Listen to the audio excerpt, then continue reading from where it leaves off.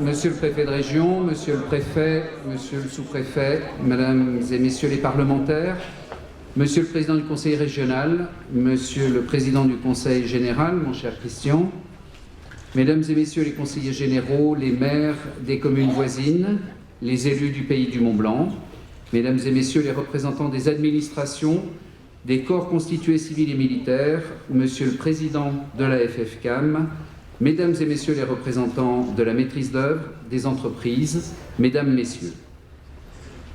La commune de Saint-Gervais est particulièrement honorée d'accueillir un ministre de la République venu prendre au pied du massif du Mont-Blanc le pouls des montagnards.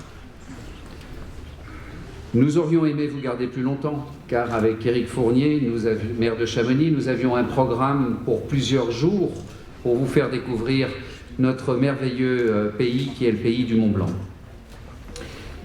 Depuis 13 ans que je dirige Saint-Gervais avec mon équipe municipale, le fil rouge de toute notre action publique est une notion que je sais que vous partagez, le respect.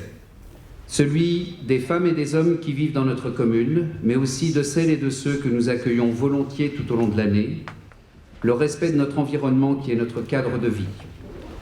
Face aux incivilités constatées est née notre campagne « La montagne à l'état pur », dont le slogan montre clairement l'objectif « Pour ne laisser dans la montagne que la trace de nos pas ». La préoccupation de notre commune ne concerne pas la montagne ou l'alpinisme en général, mais se limite aux problèmes liés à l'itinéraire le plus fréquenté menant au sommet du Mont-Blanc, la voie normale de Saint-Gervais.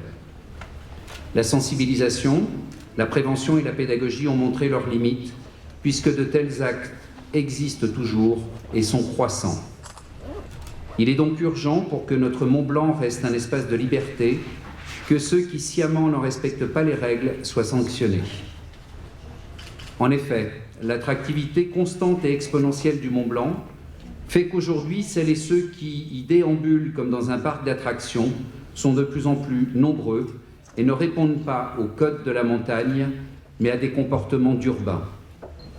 Cet été 2014 aura été émaillé des exploits peu glorieux de pseudo-alpinistes qui sont capables du pire, telle la mise en danger d'autrui, y compris celle de leurs propres enfants, ou encore le vol de matériel de sécurité d'autres alpinistes, sans oublier ceux qui sont aussi capables de violence et de marques d'irrespect pour ce massif que l'État a voulu exemplaire en décidant d'en faire en 1951 un des principaux sites classés de France.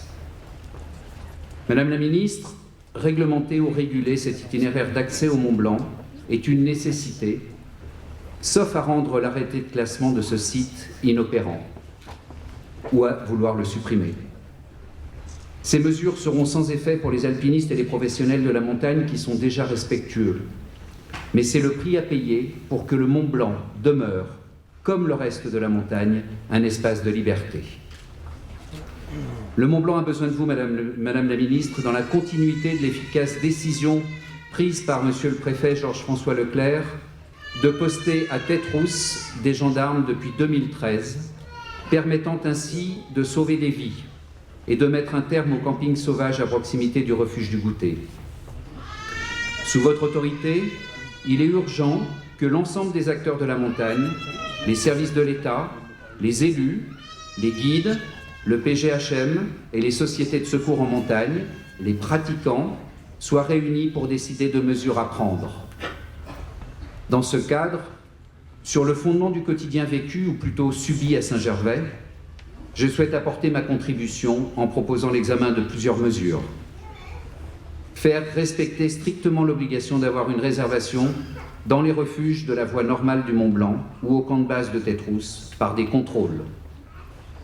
Augmenter légèrement la capacité d'accueil des refuges de cette voie par le réaménagement de la partie historique de l'ancien refuge du Goûter.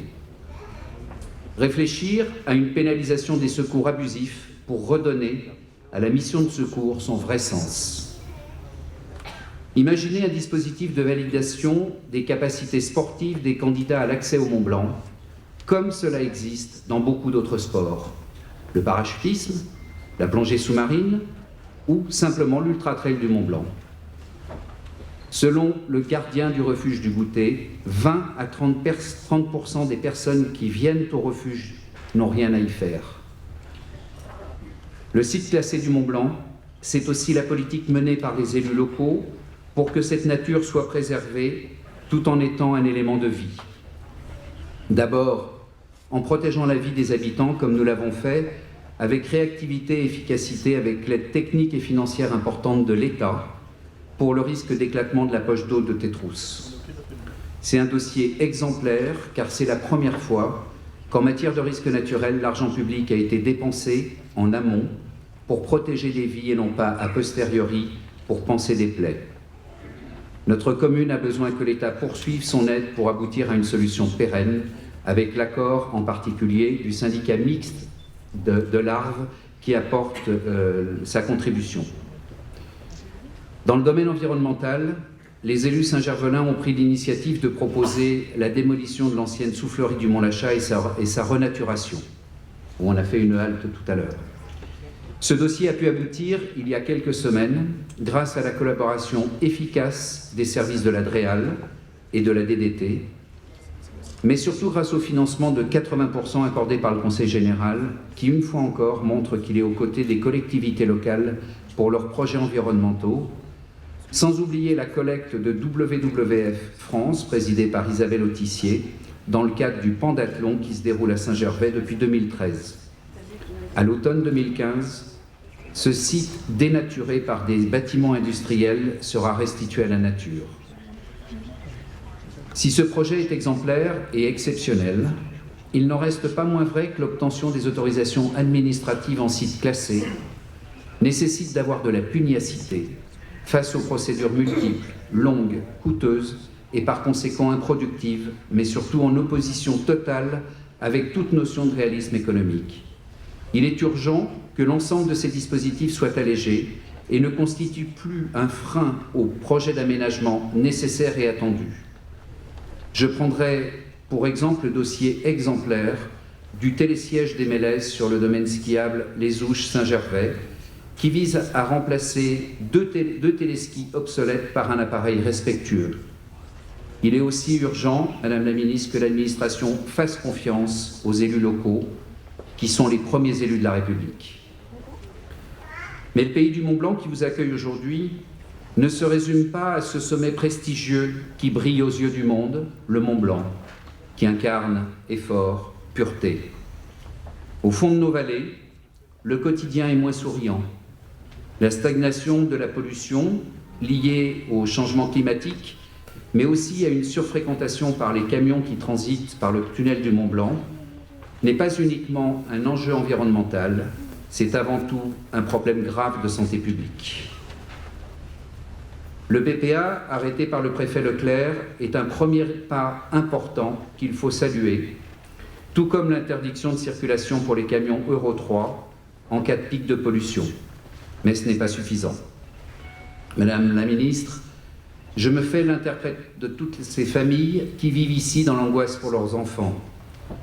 Au choix de les maintenir dans les classes pendant les récréations en cas de pic de pollution, nous préférons celui qui leur permettra de jouer tous les jours dans la cour de récréation. L'État et la région Rhône-Alpes ont aussi les moyens d'influer efficacement sur la pollution par une politique volontariste de transport en commun ferré. Mais rien n'a été fait depuis 1900 dans la vallée de l'Arve. La double voie qui permettrait un meilleur cadencement a été abandonnée par RFF depuis des années. Et l'idée de voir arriver le TGV est passée de rêve à cauchemar. En 2014, Madame le Ministre, pour relier Chamonix à Lyon, il faut toujours 4 heures. C'est-à-dire le temps qu'il faut en TGV pour faire un aller et retour entre Paris et Lyon. La vallée de l'Arve, l'industrie du décolletage et l'industrie du tourisme ont besoin de liaisons rapides. Il s'agit de la survie de ces activités. Dans quelques jours, l'État et la région Rhône-Alpes vont signer le contrat de plan État-région pour les années futures, pour le futur. Tous les dispositifs qui auraient permis de rattraper ce retard et sur lesquels les élus locaux espéraient ont été effacés, comme le Chêne des Trembières, au profit des investissements ferrés entre Annecy et Chambéry. Il est encore temps de revoir le CPER et j'ai déjà dit au président de la SNCF, la France ne s'arrête pas à Genève, à Annecy ou à Chambéry. Elle s'arrête à la frontière avec la Suisse, pour ce qui nous concerne. Mais il est temps de revenir, Madame la Ministre, à l'objet de votre présence à Saint-Gervais.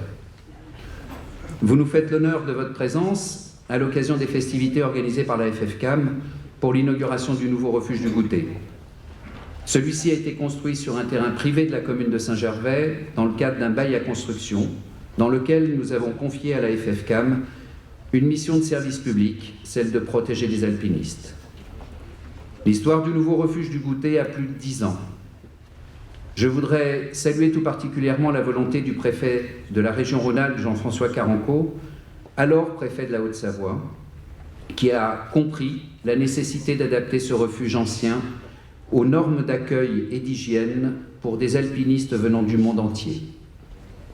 Le projet de ce nouveau refuge a ainsi été le premier maillon décisif de la réflexion sur la surfréquentation de cet accès au Mont Blanc, poursuivi aujourd'hui avec une même volonté par le préfet Leclerc. La montagne forge des liens. Je me souviendrai toute ma vie de l'expérience partagée avec le préfet Carenco, de notre élitreuillage depuis l'extrémité nord de l'ancien refuge du Goûter. Nous n'étions pas fiers. Je me souviendrai longtemps de notre grimpée avant-hier au refuge du Goûter avec le préfet Leclerc. Nous y sommes arrivés grâce à nos guides du PGHM et la fête valait la peine d'être vécue en respectant toute la symbolique de cette soirée d'inauguration méritée et réservée aux alpinistes. Il me reste à remercier la FFCAM pour avoir mené à bien ce projet de nouveau refuge et en particulier autour du président Elzière, Raymond Courtial et Jean-Pierre Chrastia, ainsi que l'équipe de maîtrise d'œuvre et les entreprises. Sans oublier une pensée pour Patrick Dumas, responsable du service patrimoine bâti de la FFCAM, qui a été victime d'un accident mortel pendant ce chantier. Construire, imaginer, nécessite de la volonté et de la pugnacité, mais cela implique avant tout de rester humble. À 3800 mètres d'altitude, le vrai patron, c'est la montagne, l'homme n'y est qu'un invité. Merci pour votre attention.